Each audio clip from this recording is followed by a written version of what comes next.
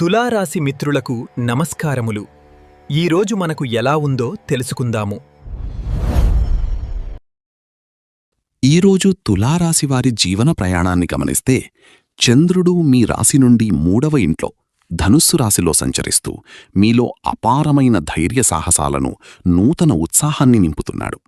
దీనికి తోడు మీ రాశికి 6వ ఇంట్లో మీనరాశిలో కుజుడు సంచరిస్తుండటం మీకొక అజేయమైన శక్తిని ప్రసాదిస్తుంది. దీనివల్ల మీరు శత్రువులపై విజయం సాధించడమే కాకుండా పాత సమస్యల నుండి లేదా ఆరోగ్యపరమైన చిక్కుల నుండి సులభంగా బయటపడతారు.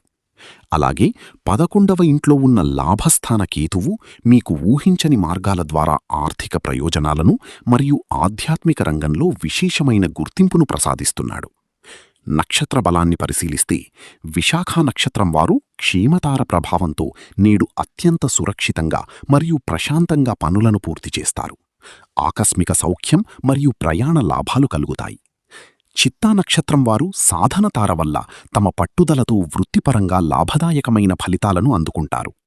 కాని స్వాతి నక్షత్రం వారు మాత్రం నేడు ప్రత్యక్తార ప్రభావం వల్ల కొంత అప్రమత్తంగా ఉండాలి. ముఖ్యంగా ఇతరులతో సంభాషించేటప్పుడు అపార్థాలకు తావివ్వకుండా వాదనలకు దూరంగా ఉండటం శ్రేయస్కరం.